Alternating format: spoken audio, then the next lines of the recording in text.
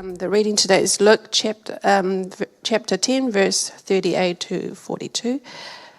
As Jesus and the disciples continued on their way to Jerusalem, they came to a certain village where a woman named Martha welcomed him into her home. Her sister Mary sat at the Lord's feet, listening to what he taught. But Martha was distracted by the big dinner she was preparing. She came to Jesus and said, "Lord, doesn't it seem unfair to you that my sister just sits here while I do all the work? Tell her to come and help me." But the Lord said to her, "My dear Martha, you are worried and upset over all these details. There's only one thing worth being concerned about. Mary has discovered it, and it will not be taken away from her." May the Lord bless his words. Morena, ko rua pehu te maunga ko tauponui a tia te awa no te papai oia aho, ko Zhou toku whanau, ko Jasmine toku ingoa. Good morning, everybody. Today we're continuing our About Faith series, exploring how we can be transformed when we encounter with Jesus. It is a privilege to be looking at Luke 10, verse 38 to 42 with you this morning. Thank you, Dan, for the reading. When I first got this passage, my mum pointed out to me that this used to be one of my favourite stories growing up, because the kids' Bible we used depicted Martha doing some baking, and just like Martha, I liked to bake. Or more specifically, stir, like Martha so furiously did in the Bible. So I thought we might take a look at a simpler translation this morning. Mary, Martha, and their brother Lazarus were friends with Jesus. One day, Jesus came over to visit. Mary sat at his feet and listened to him for a long time. Meanwhile, Martha was busy cooking and cleaning. There was so much to do. The longer Mary listened to Jesus, the madder Martha got. She said, "I'm busy in the kitchen while Mary is doing nothing. Jesus, please tell my sister to help me," Martha whined. "Martha, Martha," said Jesus, "you should not be upset. Mary has chosen what is better. She is listening to me." One could say the moral of the story is that there's more to life than stirring. But, of course, there's something much deeper going on here. So I'd like you to turn to your neighbour and talk to them. What stuck out to you in this passage? That came to a very natural end. Right. The two things that stuck out to me in this story were how Mary intentionally focused and listened to Jesus, and how Martha was called to stop, to be still, and that was the right thing to do. Things I think we forget to do on the day-to-day. From the moment Jesus arrives, Mary's attention turns to him. She focuses on the good and draws close to the teacher. This would have meant she put her own world aside for a moment to make space for what Jesus had to say. Martha, on the other hand, holds on to the tensions of life while details crowd her mind, and Jesus calls her out for it. In the NLT version of this passage, it says, "But the Lord said to her, 'My dear Martha, you are worried and upset over all these details. There is only one thing worth being concerned about. Mary has discovered it, and it will not be taken away from her.'"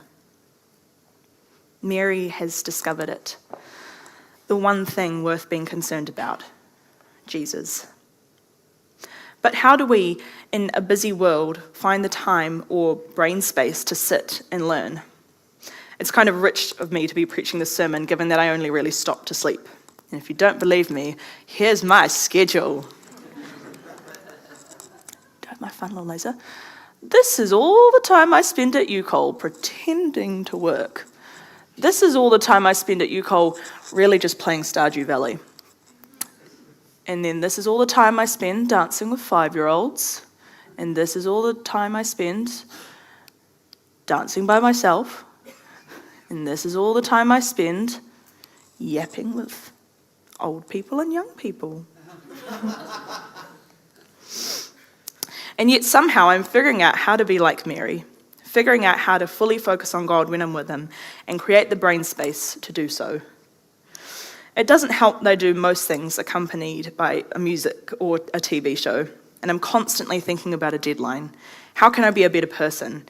How can I make this cool thing come to life? How do I teach kids how to dance? And what's for dinner tonight, Mum?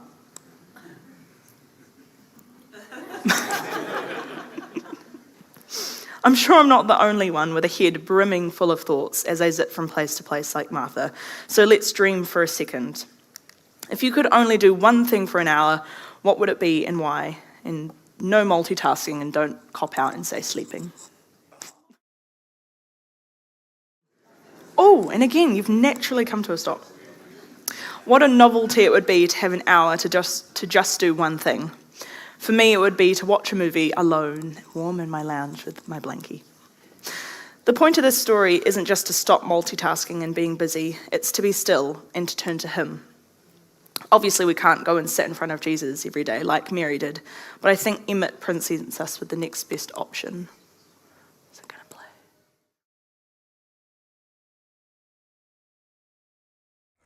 Yeah, while I would have loved to just watch the Lego movie with you all this morning, it was a bit more than I intended to show, but that's all good. Emmett, whether he knows it or not, is kind of like a monk. Your mind is so prodigiously empty, there's nothing to clear away in the first place. Emmett's worries do not lie in the world around him. He moves through his day largely unsettled, which makes his mind fairly empty. Not inactive, as we saw by the double-decker couch. He's still thinking of ridiculous things, but the space in his brain allows for him to connect with higher power, like Will Ferrell. It's funny how much Emmett's life lines up with that of a Christian. He follows and trusts this instruction book, which keeps him safe and happy, and because of that, fear and angst don't cloud his mind when he needs to be still. For us, we follow and trust the Bible, and when we trust in that word, our minds can become less overrun. Now, I don't think the point of my sermon should just be trust in the Bible and Jesus and you'll end up like Mary. So maybe it's not just about trust, it's about creating space to hear God through it. I'm going to give you one more chance to reflect before we finish. Think about a place where you can really sense stillness, where you feel calm in your body. What is it like there? Is it quiet? Is it warm? Is it flat? What helps you find that peace with God?